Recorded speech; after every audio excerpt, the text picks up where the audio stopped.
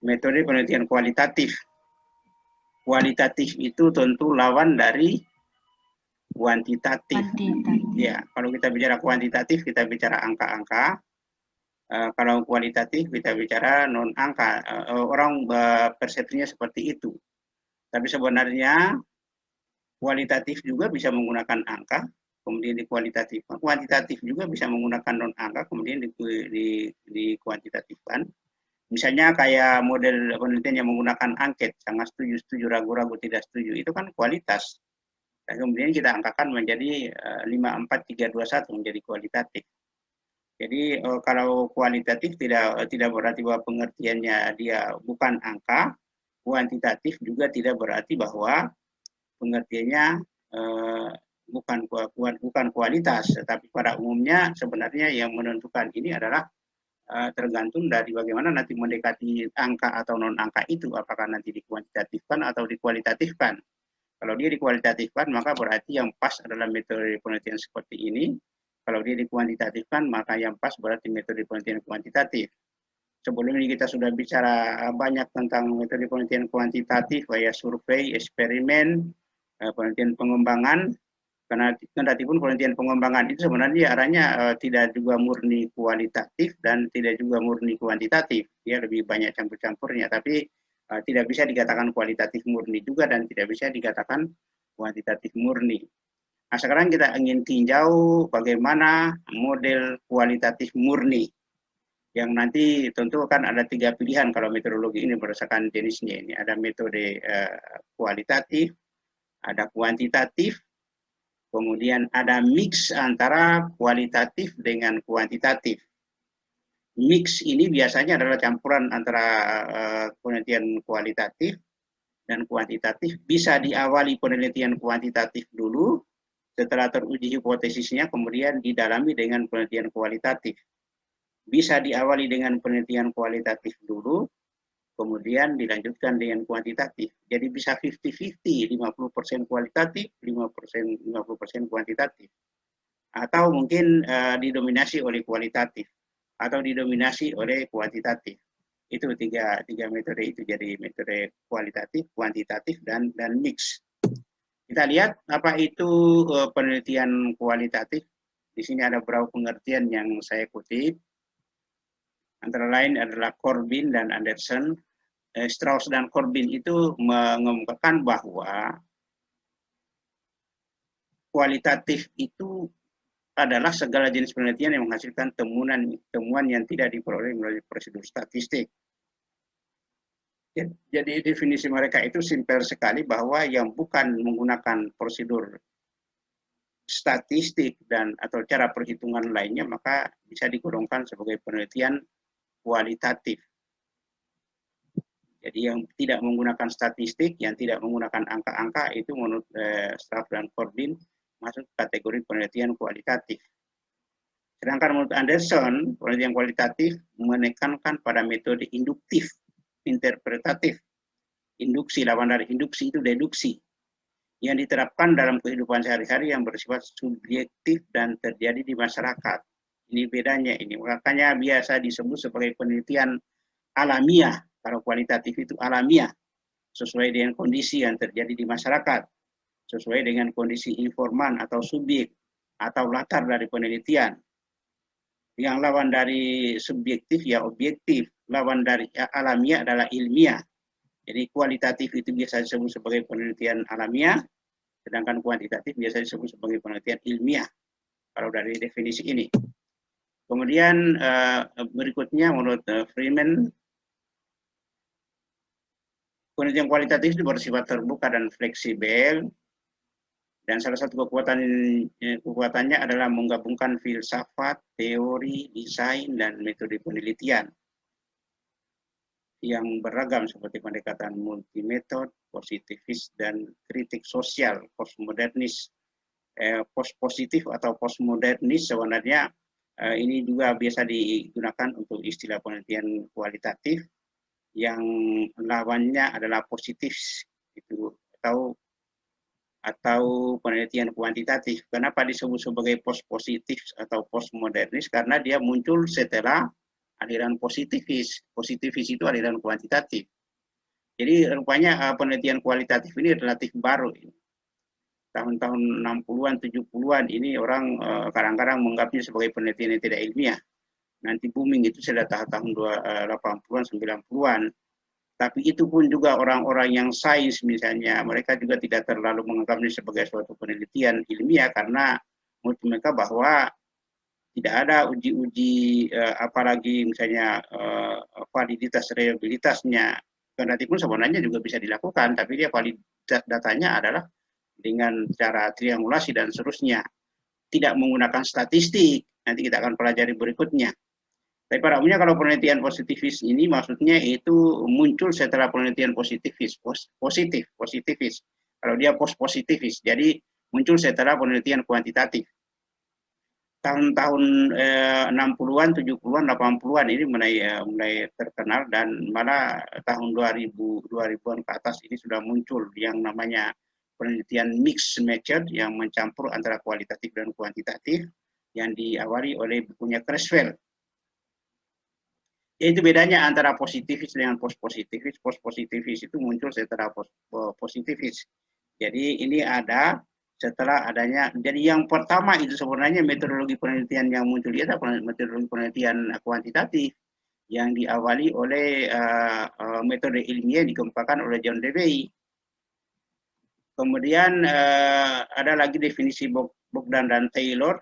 Bogdan dan Taylor memang menulis tentang penelitian kualitatif ini, yaitu prosedur penelitian yang menghasilkan data deskriptif.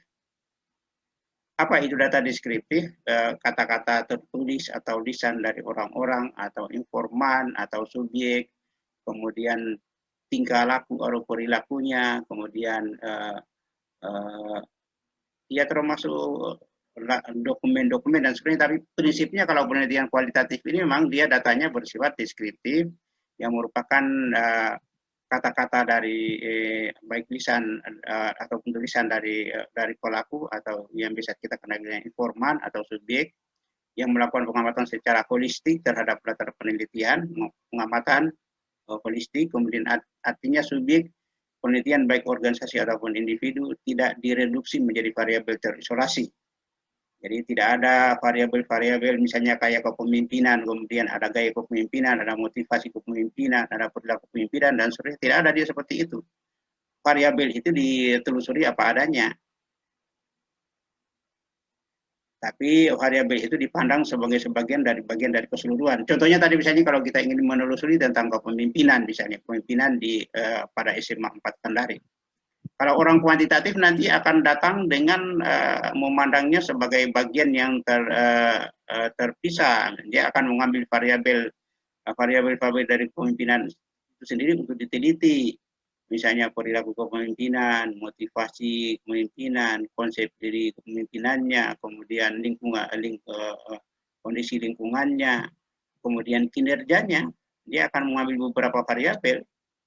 Tapi kalau penelitian seperti ini maksudnya adalah dia memandang, menelusuri secara keseluruhan kepemimpinan itu sampai kepada inti dari kepemimpinan itu apa. Jadi dia secara holistik mengamati, baik itu melalui wawancara, pengamatan atau dokumen, pengamatan berpartisipasi tentang kepemimpinan. Jadi, nanti suatu saat dia setelah dia mengamati segala macam menganalisis datanya, kemudian akan menemukan bahwa ternyata kepemimpinan di SMA 4 Kendari itu kepemimpinan yang sifatnya demokratis misalnya, atau kepemimpinan yang netral, yang lebih banyak mengambil masukan dari bahan bawahannya untuk kemudian jadikan sebagai keputusan bersama.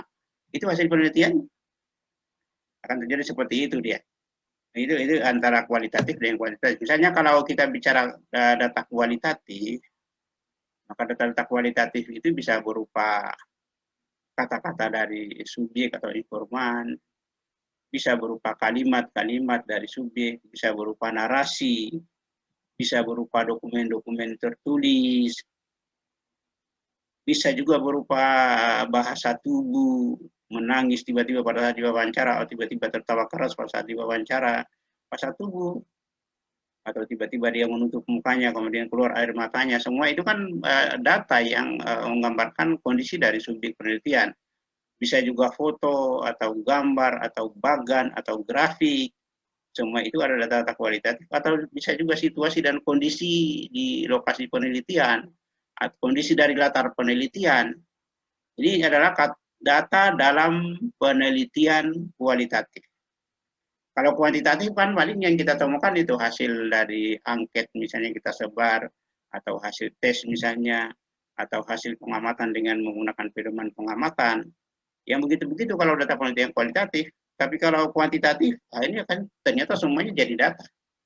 Kata-katanya, kalimatnya, narasinya, dokumen tertulisnya, kemudian bahasa-bahasa lisannya, bahasa tubuhnya, fotonya, gambarnya, bagannya, situasi dan kondisi lapangannya, semuanya itu akan menjadi data yang kita rekam dan kemudian kita akan gunakan dalam penelitian kita.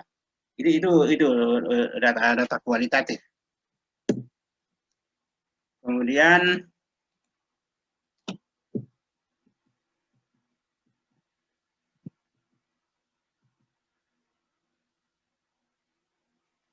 sekarang kita coba membuat perbedaan antara paradigma penelitian kualitatif dengan paradigma penelitian kuantitatif supaya kita lebih paham apa itu kualitatif dan apa kuantitatif.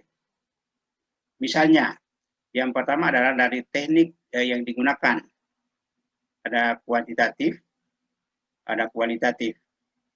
Kemudian ada kriteria dari segi kriteria kualitas. Kalau kuantitatif itu sifatnya dia rigor atau pasti. Kalau kualitatif biasanya dia relevansi. Apa maksudnya ini? Misalkan kalau kita ingin turun di lapangan dengan proposal kita yang kita sudah buat, kita ingin ke lapangan untuk mengadakan suatu penelitian, maka proposal yang kita sudah kembangkan melalui upaya di baik itu kita membaca di teori atau kajian pustaka atau kita mencari referensi dan perpustakaan kemana-mana sampai jadi proposal, maka proposal itu kalau dalam penelitian kualitatif tidak boleh berubah, pasti, rigor. Artinya kalau kita ke lapangan ternyata kita tidak menemukan data, maka tidak bisa kita langsung berubah dengan data yang lain, tidak boleh kalau kuantitatif. Harus kita kembali ke tempat kita untuk kita pikirkan lagi apa yang bisa diteliti selain ini. Tidak bisa langsung berubah setelah tiba di lapangan. Artinya sudah pasti seperti itu. Instrumennya sudah tidak mungkin berubah. Semuanya sudah tidak mungkin berubah. Sehingga jika kita tiba di lapangan ternyata misalnya kita menemukan lokasi penelitian atau populasi sampelnya ternyata sudah tidak ada, atau mungkin misalnya ternyata mereka juga tidak terbuka untuk memberikan informasi dan tidak mau menerima kita, maka mau harus kita ganti proposal, bikin proposal baru. Tapi kalau dalam penelitian kualitatif, setelah kita tiba di lapangan misalnya ternyata apa yang kita pikirkan di awal karena kita kurang referensi tentang kondisi lapangan, kita sudah membuat proposal, tapi proposal itu sendiri bisa menyesuaikan di lapangan dengan kondisi lapangan. Ya kan dia tidak tergantung pada teori, karena dia tidak menguji teori. Sehingga apa yang kita sudah rancang di awal itu disesuaikan di sana. Kita merancang misalnya fokus penelitiannya adalah kondisi sosial ekonomi, kita merancang misalnya fokus penelitiannya adalah pendapatan. Begitu tiba di lokasi, ternyata yang dominasi kehidupannya orang adalah di sana misalnya komoditi tertentu. Misalnya ternyata mereka hidup dengan sayur kol misalnya, dan kol itu kemudian membuat mereka kaya, membuat mereka tinggi status sosialnya. Ya kita berubah, yang tadinya kita mau teliti tentang jati misalnya, tapi jati ternyata di kampung itu tidak ada. Kita sudah bikin proposalnya, ciri-cirinya, karakteristiknya, teorinya. Begitu kita masuk lapangan, ternyata kita salah prediksi, jati tidak ada di kampung itu. Yang ada adalah sayur kol, ya kol kita ganti. Kita sesuaikan dengan kondisi lapangan. Ini bedanya antara penelitian kualitatif dengan kuantitatif. Tidak perlu lagi kita bikin proposal, kita telusuri, kecuali kalau memang misalnya ternyata begitu kita tiba di sana ternyata kita tidak punya kapasitas ilmu tentang apa yang kita temukan di lapangan, mungkin bisa kita ganti di lokasi lain, atau mungkin bisa kita buat rancangan yang baru yang kita sesuaikan dengan kondisi lapangan. Tapi ya yang jelas kalau penelitian kualitatif itu bisa berubah setiap saat. yang tadinya tidak pernah terpikir oleh kita untuk meneliti data itu, tapi ternyata begitu kita tiba di lapangan yang muncul adalah itu yang kita ambil, itu yang kita telusuri. Tidak usah lagi berpikir untuk mengganti proposal karena dia proposal tidak untuk teori-teori itu tidak untuk diuji. Biasanya kita mencari teori kalau dalam penelitian kualitatif ini hanya untuk memastikan sebenarnya apa yang kita mau teliti itu. Kita buat definisinya, kita buat konsepnya, kita buat batasan-batasannya sehingga nanti kita paham apa yang kita mau teliti. Apa itu kepemimpinan? Kita cari teorinya. Bisa lebih banyak dari penelitian kualitatif atau bisa lebih kuantitatif atau bisa lebih sedikit. Yang jelas yang intinya di situ adalah kita harus punya pemahaman awal tentang kepemimpinan dulu. Tetapi kepemimpinan itu kita tidak akan uji di lapangan. Kita tidak akan uji, hanya pemahaman awalnya supaya pada saat kita ke lapangan ada batasan-batasannya data yang kita mau ambil. Itu maksudnya kalau dalam penelitian kualitatif. Kemudian kalau dalam penelitian kualitatif itu sumber teorinya a priori. A priori itu maksudnya adalah kita punya teori yang sudah komplit, sudah pasti, kemudian ada kerangka pikirnya, ada hipotesisnya. Setelah itu kita ke lapangan, kita ingin mencari data untuk membuktikan hipotesis itu dengan menggunakan instrumen-instrumen yang sudah pasti juga, yang sudah rigor. Jadi istilahnya itu sebenarnya a priori, semuanya sudah dikaji di awal. Tidak ada lagi tambahan teori sejak keseluruhan karena kita sudah kaji teorinya sudah lengkap, indikatornya sudah lengkap, kemudian instrumennya juga sudah lengkap, itu yang disebut sebagai a priori. Tapi kalau dalam penelitian kualitatif, tidak ada istilah lengkap seperti itu karena kondisi lapangan lah nanti yang akan menentukan apa yang kita cari. Ya, proposal bisa saja tidak berlaku. Ada istilah eksklusif inklusif di sini, ada istilah eksklusif inklusif, jadi bisa saja tadinya tidak terpikirkan oleh kita kemudian muncul dan itu yang kita ambil. Bisa saja yang tadinya kita pikirkan muncul ternyata tidak ada, ya tidak kita buang gitu, kita ganti yang lain yang lebih memungkinkan untuk kita dapatkan di lapangan. Karena yang menentukan itu adalah kondisi informan atau kondisi subjek penelitian kita. Apalagi kalau penelitian sifatnya grounded teori itu mereka sama sekali tidak ada patokan-patokan teori. Dan mereka tiba di lapangan dan di lapangan itulah dari data itulah muncul teori-teori baru. Biasanya begitu kalau dalam penelitian kualitatif. Jadi dari data lapangan itu kemudian kita analisis dan kita menemukan teori-teori baru. Tentu teorinya ya, sangat terkait dengan lokasi penelitian kita. Maksudnya kita akan menemukan hal-hal yang sifatnya baru di lokasi penelitian, tetapi tentu nanti sangat tergantung pada keunikan lokasi penelitian. Teori-teori yang kita temukan di lokasi A itu belum tentu berlaku di lokasi B. Ya. Istilah-istilah yang digunakan di lokasi A itu belum tentu berlaku di lokasi B. Jadi teorinya yang bisa dia teorinya yang berlaku secara sempit di lokasi penelitian, tidak bisa digeneralisasi secara umum seperti halnya dalam penelitian kuantitatif.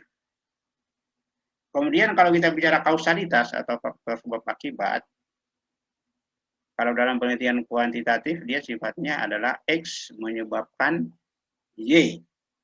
Tapi kalau dalam penelitian kualitatif, X menyebabkan Y dalam latar alamiah.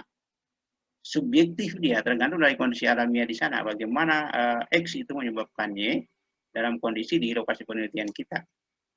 Kemudian tipe pengetahuan dalam penelitian kuantitatif dia sifatnya proporsional, tetapi kalau dalam penelitian kualitatif proporsional yang disepakati atau diketahui bersama studi penelitian kita.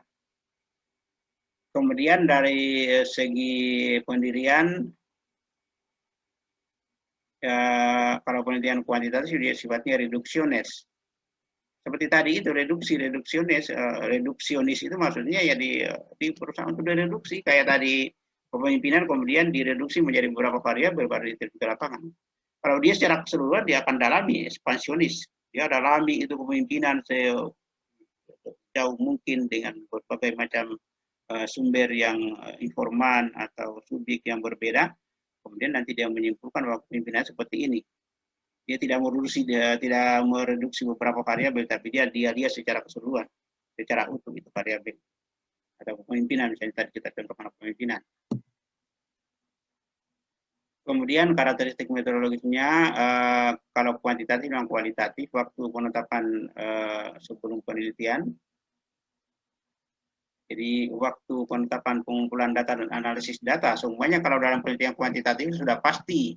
Makanya kalau orang sebenarnya kalau membuat proposal penelitian kuantitatif dan itu sudah jadi, sudah komplit, sebenarnya 80% penelitian sudah selesai. Kenapa? Karena kan tinggal ditambah data, baru dianalisis, baru disimpulkan.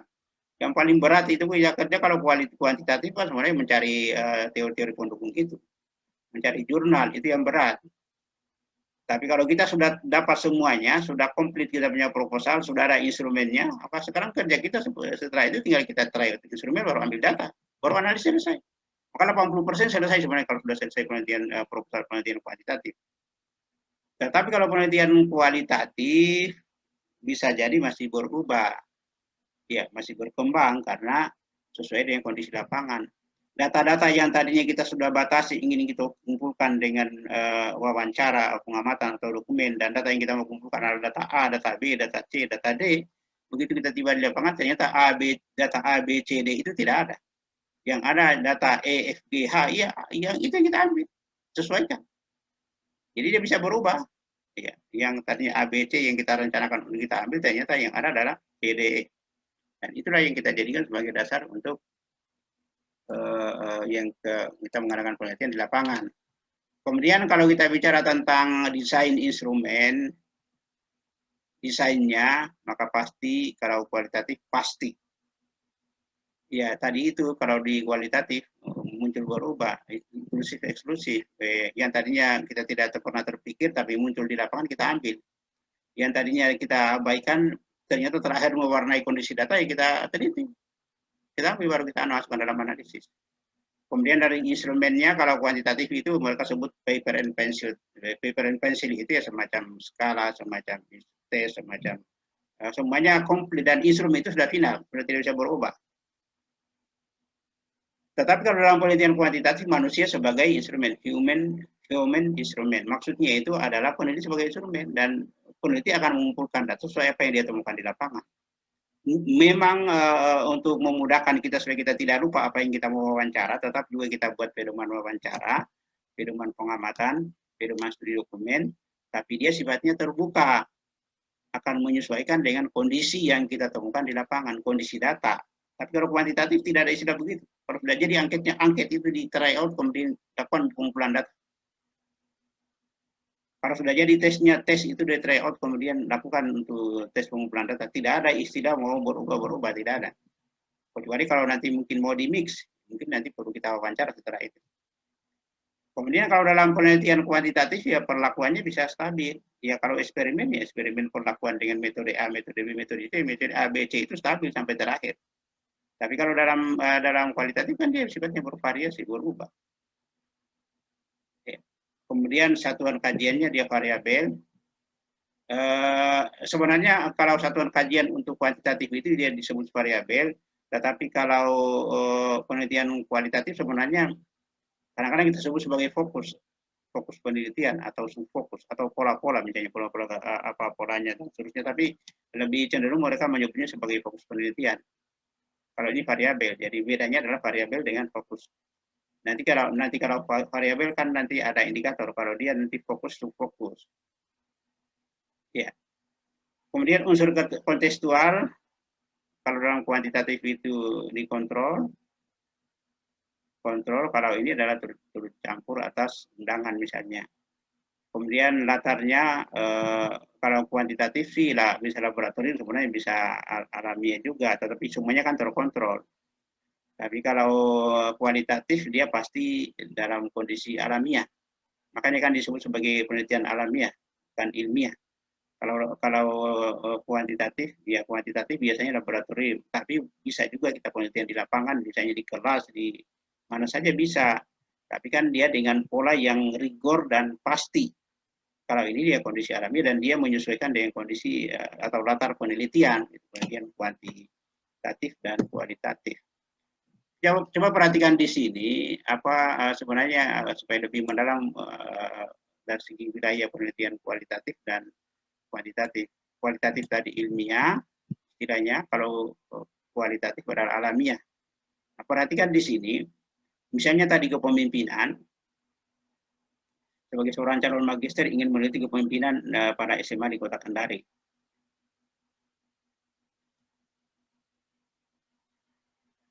Maka tentu kepemimpinan itu sendiri akan direduksi menjadi, misalnya menjadi 3 variabel: gaya kepemimpinan, iklim organisasi, dan kinerja guru.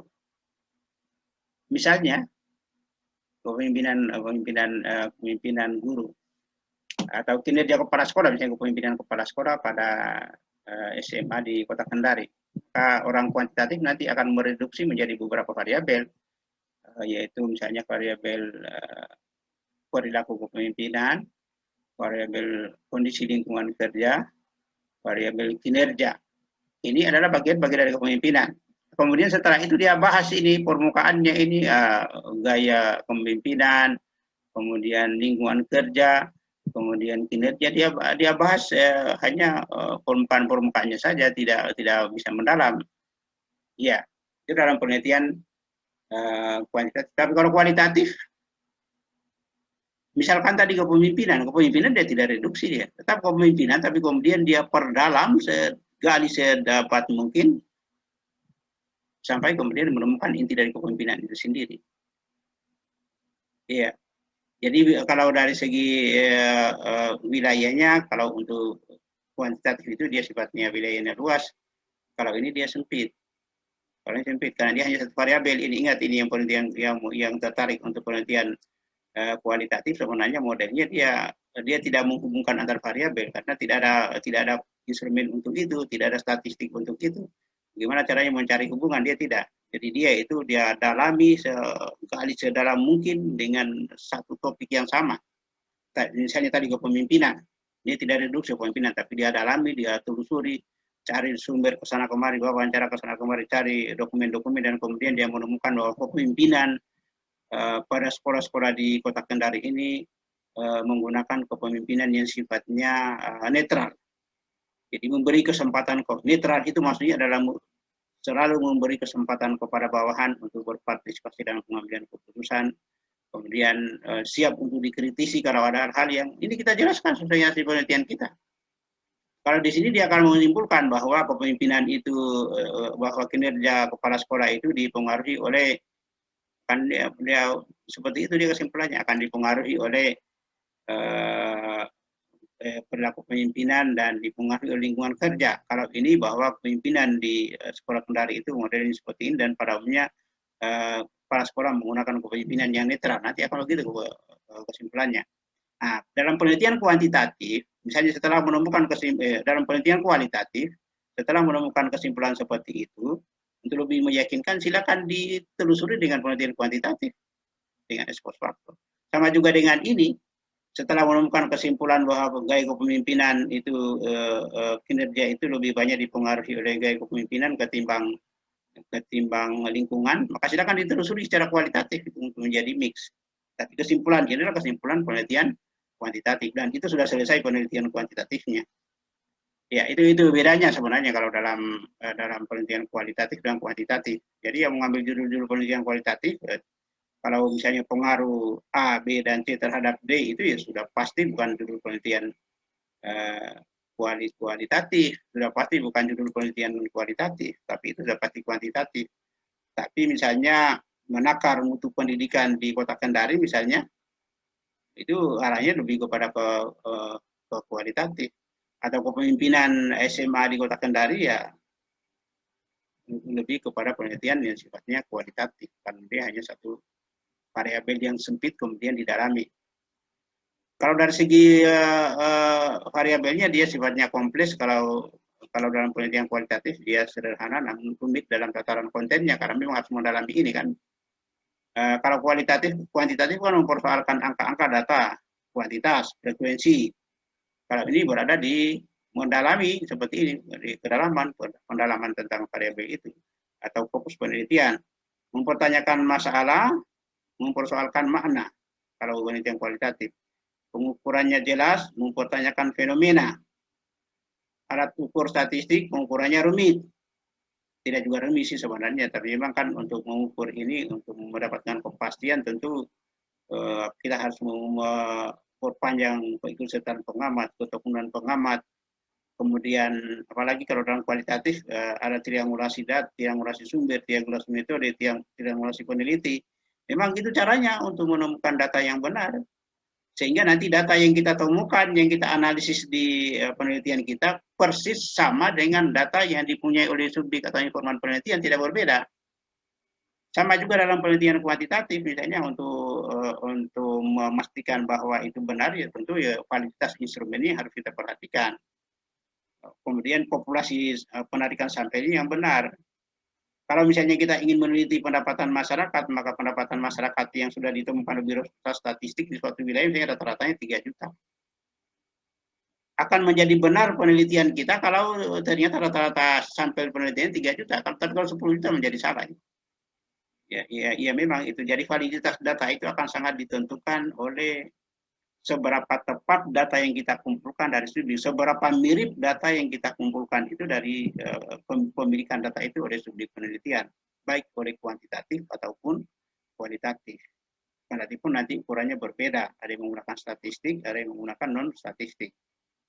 Kemudian perekam data adalah tentu dengan menggunakan instrumen, bisa peneliti sendiri dengan menggunakan catatan-catatan atau bisa dengan menggunakan instrumen, tapi pada umumnya menggunakan skala atau angket atau tes.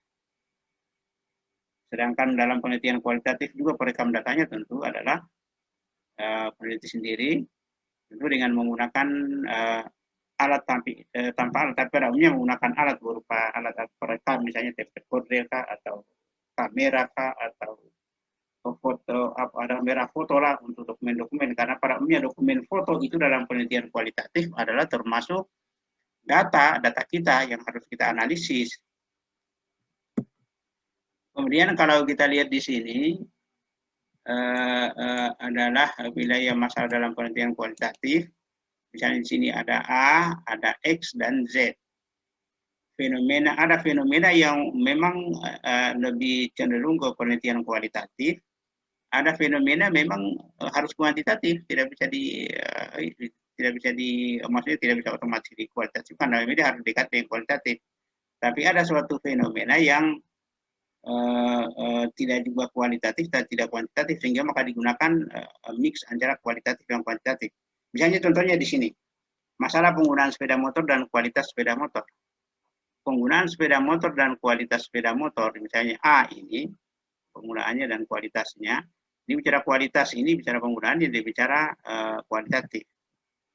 Tapi kalau data misalnya jumlah pengguna sepeda motor dan frekuensi kecelakaan lalu lintas, jumlah pengguna sepeda motor dan data Z itu, jumlah pengguna sepeda motor dan frekuensi kecelakaan lalu lintas, maka ini pasti kuantitas.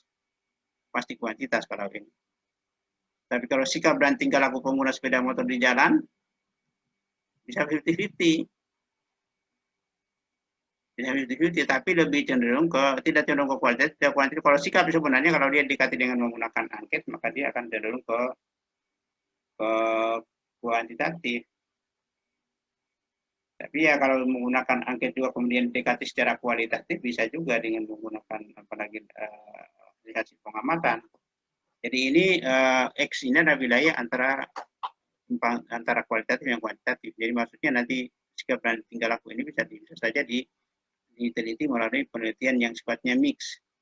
Tapi sebenarnya bisa juga diarahkan ke kualitatif murni atau bisa juga ke kuantitatif murni. Kalau kualitatif murni, kalau kuantitatif murni nanti dengan menggunakan angka, apalagi instrumen sikap, kemudian menggunakan frekuensi, maka itu adalah kuantitatif. Tapi kalau semua ini dia ditempuh dengan menggunakan pengamatan misalnya dan wawancara dan dokumen-dokumen, maka lebih ke kualitatif. Ini contohnya ini. Kemudian ini ada beberapa jenis pendekatan dalam penelitian kualitatif. Yang pertama adalah menurut Jacob dalam education ini, pendekatan kualitatif menurut Jacob itu adalah ecological psychological education, holistic ethnography, cognitive anthropology, ethnography and communication, symbolic interactionism. ini menurut Jacob, dia membagi pendekatan kualitatif itu ada 5. Ecological psychological education, education psychological pendidikan, psikologi, ekologi atau lingkungan. Kemudian etnografi secara holistik, antropologi kognitif, kemudian etnografi komunikasi atau interaksi simbolik, itu adalah contoh-contoh jenis penelitian kualitatif menurut Jacob. Kemudian menurut Manhel, ini dalam bidang keperawatan dia, kalau Jacob tadi bidang education, kalau Manhel dalam bidang keperawatan atau nursing, ada fenomenologi, ada ground theory, ada etnografi, ada historical research, Itu menurut Manhel dalam bidang nursing atau keperawatan. Kemudian Lenny dalam bidang pendidikan atau education, dia membagi penelitian kualitatif atas perspektif antropologis, kemudian perspektif sosiologis, kemudian perspektif biologikal, kemudian studi kasus, kemudian personal account, ini biografi atau biografi ini, cognitive studies, historical inquiries, ini cognitive sejarah dan sebagainya. Ini adalah contoh Lendley dalam bidang pendidikan. Kemudian Strauss dan Corbin mereka bekerja di bidang sosiologi dan keperawatan.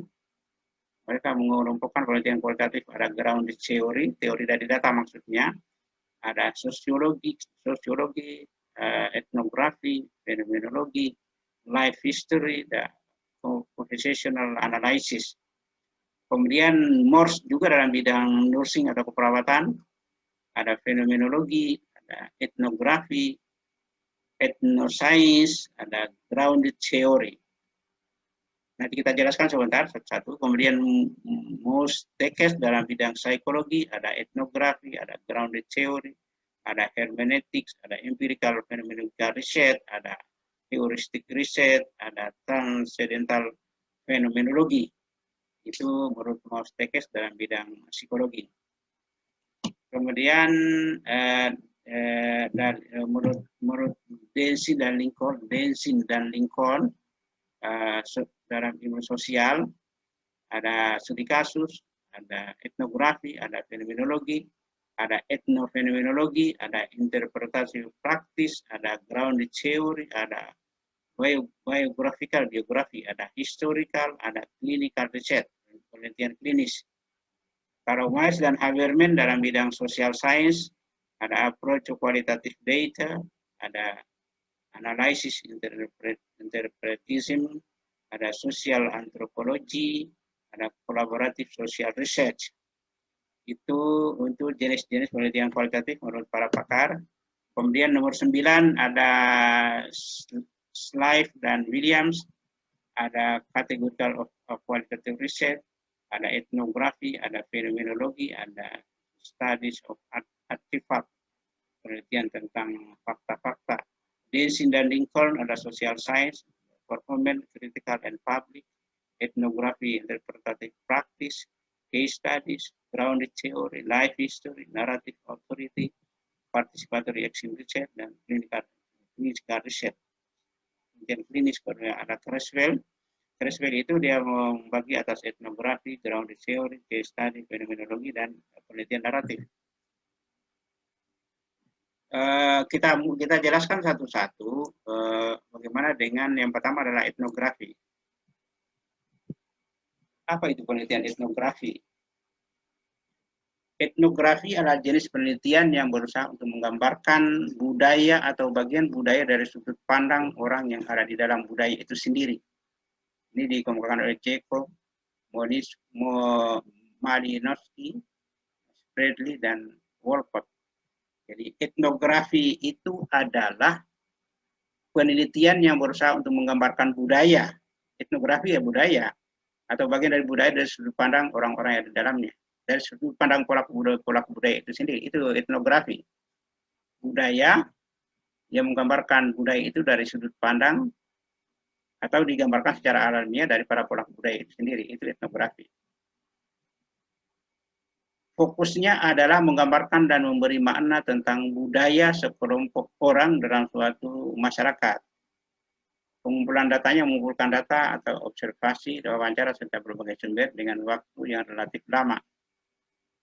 Iya, Kak. Iya, pengumpulan datanya tentu dengan observasi, wawancara, pengamatan, studi dokumen, dan pada umumnya peneliti sebenarnya harus berinteraksi dengan pemilik budaya itu sendiri. Biasanya agak lama, tapi ini kan relatif sebenarnya lama tidaknya. Ini tergantung dari cepat tidaknya peneliti mengumpulkan data. Kalau dia cepat menyatu dengan studi penelitian dan berinteraksi lebih cepat, mungkin lebih cepat lagi untuk mengumpulkan datanya.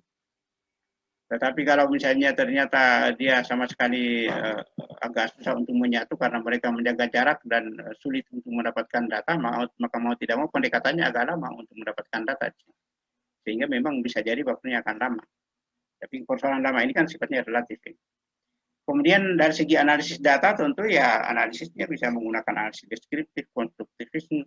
Tadi ada contoh-contoh analisis yang kita sudah uraikan ya, ada Mice dan Habermas, itu cocok untuk segi antropologi, ada siapa lagi Spreadley misalnya, itu juga cocok untuk analisis data antropologi. Kemudian laporannya adalah gambaran budaya kelompok dan bagaimana terbentuknya. Gambaran budaya kelompok, apa-apa yang mereka lakukan dalam budaya itu, dan bagaimana proses terbentuknya, semuanya nanti akan diuraikan oleh peneliti terkait dengan. Karena ini kan misalnya etnografi atau budaya. Dari konsumsinya bagaimana, dari pola interaksinya bagaimana, dan seterusnya banyak yang bisa diungkap. Kata-kata kunci yang mungkin bisa muncul terkait dengan ini adalah etnografi, perilaku budaya dan bahasa, tema budaya, pertukaran budaya antar kelompok, dan seterusnya. Nah, itu hal yang mungkin bisa diungkapkan di lapangan terkait dengan kata kunci. Kata kunci ini adalah kata-kata yang mungkin bisa ditemukan di lapangan oleh peneliti. Kemudian yang berikutnya adalah ya, saya ambilkan beberapa judul di sini. Judul-judul penelitian yang ada hubungannya dengan etnografi, siapa tahu ada yang tertarik. Misalnya budaya sekolah efektif studi etnografi di SMA Negeri 1 Kendari, itu pendidikan. Perkembangan komunikasi masyarakat suku Bajo misalnya dalam menerima pendatang, atau budaya penerapan pendidikan karakter pada sekolah menengah atas, misalnya di SMA 2 Bau-Bau. Boleh ini untuk penelitian kualitatif kalau belum dapat judul. Budaya penerapan pendidikan karakter pada sekolah menengah atas, SMA Negeri Bau misalnya. Identitas etnis Tionghoa dalam kompetensi jual beli di pasar Kota Lama Kendari misalnya, karena mereka pada umumnya kan bergerak di bidang jual beli. Kalau ada yang tertarik silakan, ini etnografi. Komunikasi bahasa program masyarakat Wolio di Keraton Buton misalnya, tapi ini kan orang bahasa. Ini ada judul-judul untuk penelitian etnografi. Money politik dalam konstelasi politik di pemilihan umum di Indonesia misalnya, itu juga budaya atau etnografi. Tradisi Maulid Nabi Muhammad dalam agama Islam misalnya di suku Buton atau di lingkungan Keraton Buton misalnya, silakan. Budaya sekolah dalam pendidikan karakter di sekolah dasar, itu pendidikan. Pengrajin gerabah studi etnografi, bisa juga. Kampung susup etnografi mengenai pola konsumsi. Ya ini contoh misalnya ada kampung namanya Kampung Susup, kemudian etnografi mengenai pola konsumsi pemukiman, misalnya di pinggiran kampus di Jogja misalnya ada nama Kampung Susup namanya, kemudian bagaimana komunikasi antara mahasiswa di sekitar lingkungan kampus itu terkait dengan ekonomi. Kemudian yang berikutnya adalah ada grounded theory. Grounded theory itu sebenarnya kalau kita terjemahkan bebas ini artinya teori dari data, teori dari lapangan. Jadi dia menemukan teori itu dari datanya atau dari lapangan, dari lokasi penelitian. Teori itu tidak ditemukan di konsep atau di referensi, tapi teori ditemukan dari data. Nah, jenis penelitian seperti ini merupakan salah satu jenis metode kualitatif di mana peneliti dapat melalui generalisasi apa yang diamati secara induktif. Jadi apa yang di generalisasi sesuai dengan data yang didapatkan di lapangan yang kemudian dianalisis secara induktif. Teori yang abstrak tentang proses, tindakan, atau interaksi berdasarkan pandangan dari partisipan yang diteliti, berdasarkan pandangan dari subjek penelitian atau pemilik data. Jadi teori itu muncul secara alamiah dari sumber, dari informan, dari subjek, dari penelitian itu sendiri. Fokus penelitian seperti ini adalah mengembangkan dan menemukan teori berdasarkan data lapangan, berdasarkan kondisi alamiah lapangan. Kemudian pengumpulan datanya adalah banyak cara sih yang bisa dilakukan. Ada wawancara dengan informan yang jumlahnya.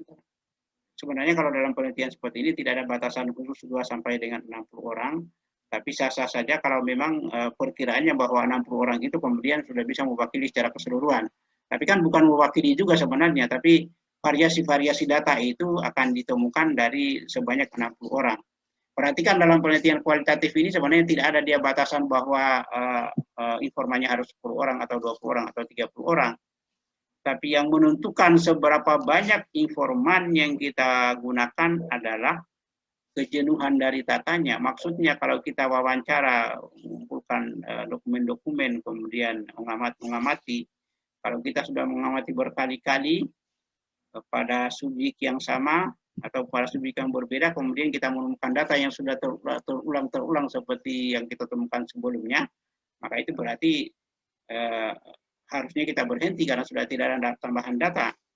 Tapi kalau sepanjang masih bertambah terus datanya, maka jumlah 60 juga tidak ada mananya karena kan variasi datanya banyak. Harus kita temukan semua. Baru kemudian bagaimana? Ada yang mau bertanya? Ya, kita lanjut dulu ya sebentar ya, nanti kita diskusi.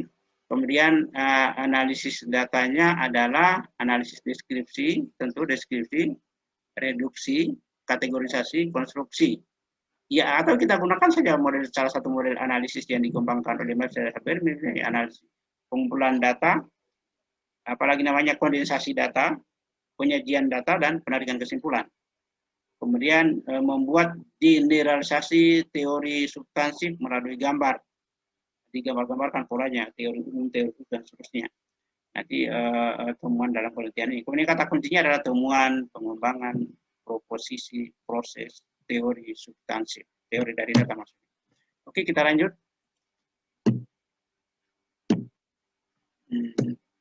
Contoh judul penelitian grounded theory ini judul saja, judul sebenarnya kita mau siapa tahu ada yang tertarik, misalnya peranan perguruan tinggi dalam membangun organisasi pembelajar misalnya. Ini adalah contoh teori dari data, strategi pengambilan keputusan DPRD Kota Kendari, pendidikan politik mahasiswa melalui organisasi kemahasiswaan, relasi persahabatan antara etnis remaja, di mana eksplorasi anti materialisme pada mahasiswa di mana misalnya di Kota Kendari dan seterusnya, atau pola hidup apa misalnya dan seterusnya. Ini bisa ditentu dulu penelitian yang sifatnya grounded theory. Kemudian yang berikutnya adalah fenomenologi. Fenomenologi atau fenomenologis adalah merupakan salah satu jenis penelitian kualitatif di mana peneliti melakukan pengumpulan data dengan observasi partisipan untuk mengetahui fenomena esensial partisipan dalam pengalaman hidupnya.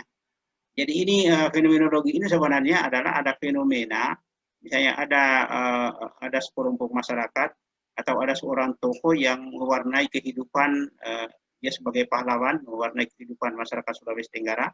Kemudian kita coba telusuri bagaimana berinteraksi dengan siapa saja tokoh itu. Itu bisa jadi sebagai penelitian yang fenomenologi. Atau ada kejadian-kejadian fenomena di lapangan yang memungkinkan untuk kita telusuri, kita masuk kepada mereka untuk melihat siapa partisipannya, kemudian mereka kita jadikan sebagai subjek dan informan penelitian. Jadi fokus dari fenomenologi ini adalah memahami pengalaman hidup informan yang pertama. Jadi ada pengalaman hidup, misalnya kalau di penelitian sejarah, misalnya kepemimpinan Raja Murhum di Sulawesi Tenggara pada tahun sekian sampai tahun sekian. Ini bisa jadi merupakan, tapi itu bisa jadi lebih mengarah ke penelitian historis. Atau misalnya keberagamaan keagamaan masyarakat atau religiusitas masyarakat kampus di Universitas Al-Oleo, ini bisa masuk kegiatan fenomenologis. Jadi nanti kita akan mencari orang-orang yang terlibat di dalam untuk kita wawancara, kita amati. Kemudian pengumpulan data dari ini adalah bisa menggali pengalaman hidup melalui wawancara, observasi, dan dokumen. Jadi wawancara, pengamatan, dokumen, dan seterusnya nanti kita bisa kumpulkan. Semua jenis pengumpulan data kualitatif nanti bisa kita terapkan di sini. Kemudian analisis datanya adalah analisis deskripsi, pemberian makna, konstruksi pengalaman hidup individu. Laporan menggambarkan dan mengkonstruksi pengalaman utama dari para individu atau orang yang terlibat di dalamnya. Kemudian kata kuncinya adalah fenomenologi, deskripsi, atau pengalaman utama. Nah, ini contohnya strategi bertahan hidup petani pada musim kemarau. Petani di sini yang beberapa orang petani atau sejumlah petani, fenomena mereka adalah pada musim kemarau itu mereka masih bisa hidup, masih bisa bertahan. Atau situs YouTube sebagai media ekspresi remaja misalnya, kita cari di YouTube, kemudian kita coba tanya orangnya apa yang dia lakukan di channel-channel YouTube-nya. Perilaku konsumsi masyarakat perkotaan, ini juga termasuk fenomenologi. Jadi bagaimana mereka mengalami, bagaimana mereka melakukan konsumsi kalau mereka hidup di daerah perkotaan. Makna pendidikan anak bagi masyarakat nelayan suku Bajo, ya ini juga fenomenologi ini. Pola konsumsi, pola komunikasi remaja putus sekolah, ini khusus untuk remaja putus sekolah yang kita gunakan sebagai subjek. Penggunaan handphone dalam pembelajaran IPS, strategi pembelajaran ekonomi di skema 4 Kendari ini termasuk fenomenologi. Karena ini kan nanti yang terlibat di dalam itu adalah guru. Jadi guru nanti yang kita amati kemudian bisa yang merupakan bukan responden, informannya adalah siswa, kepala sekolah ataupun bagi kepala sekolah. Fenomena online shop di Instagram ini juga bisa diteliti kalau bisa dapat datanya. Tadi yang termasuk pembelajaran online tadi itu yang masuk di kategori fenomenologi ini. Pola konsumsi antara pengemis misalnya masuk kategori penelitian fenomenologi. Pola asuh anak pada masyarakat Bajo di seputaran pantai Soropia misalnya. Itu juga masuk penelitian fenomenologi. Tetapi kadang-kadang juga lebih mendekati ke penelitian etnografis. Coba lihat. Tapi kalau misalnya pola asuh ini lebih cenderung kepada masyarakat yang ada di sana, yang perorangan misalnya, maka itu lebih kepada fenomenologi. Kemudian yang berikutnya untuk penelitian kualitatif ada case study atau studi kasus. Studi kasus namanya juga studi kasus, biasanya dia penelitian di lokasi tertentu dengan keunikan tersendiri. Jadi studi kasus itu adalah merupakan salah satu jenis penelitian kualitatif di mana peneliti melakukan eksplorasi secara mendalam terhadap program, kejadian, proses, aktivitas terhadap satu atau lebih orang. Jadi itulah studi kasus. Fokus dari studi kasus adalah eksplorasi mendalam, apa kasusnya, satu kasus atau multi kasus. Pengumpulan datanya menggunakan berbagai sumber dan teknik pengumpulan data, observasi, wawancara, dokumen, dan seterusnya. Semua jenis data pengumpulan data penelitian kualitatif termasuk di sini, di mana instrumen utamanya adalah peneliti. Kemudian analisis datanya di deskripsi studi setiap kasus, mencari sebab timbulnya kasus, mengembangkan tema, dan seterusnya. Kemudian laporan deskripsi kasus, sebab timbulnya kasus, proses terjadinya kasus, dan rekomendasi pemecahan. Kata kuncinya teori substansi, kasus tunggal atau ganda, kemudian program dan kejadian.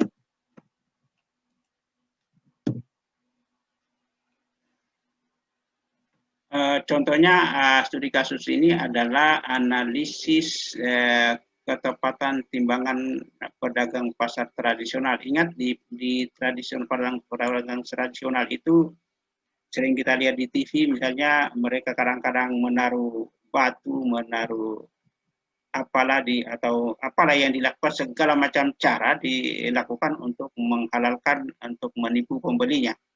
Ada kadang-kadang orang sengaja pasang kamera tersembunyi, ternyata setelah dia timbang barangnya, kemudian dia ganti dengan barang yang sudah disimpan sendiri di samping tempat jualannya, dan itu sering kita lihat di program-program televisi itu.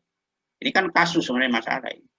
Jadi analisis ketepatan timbangan pedagang pasar tradisional, silakan kalau ada yang meneliti ini, secara kualitatif. Saya kira Bapak Ibu pengalaman lah kalau untuk yang hal-hal yang sifatnya seperti ini. Makanya kan kadang-kadang di pasar tradisional itu memang penuh dengan kebohongan kalau persoalan timbangan ini.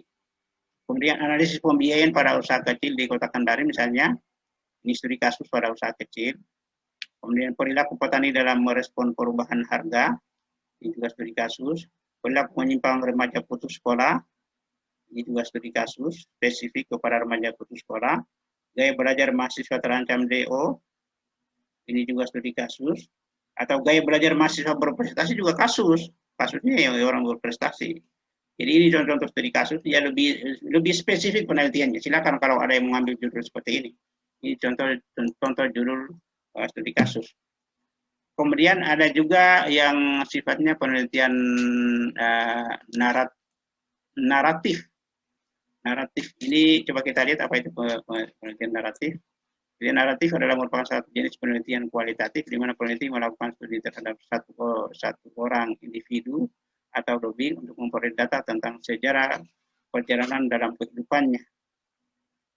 Berarti ini bisa masuk biografi atau autobiografi. Jadi penelitian naratif. Ya, biografinya Habibie misalnya. Nah, fokusnya adalah eksplorasi kehidupan tokoh.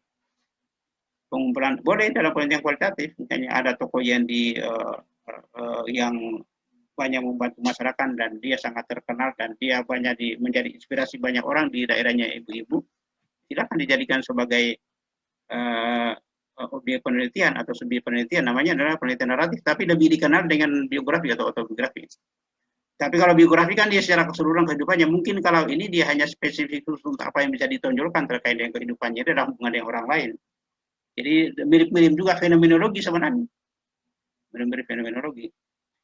Nah, pengumpulan datanya adalah semua jenis teknik pengumpulan data tentu diterapkan di sini. Wawancara, pengamatan, studi dokumen, kemudian instrumen yang bisa menggunakan kamera, foto, yang menggunakan HP, dan seterusnya.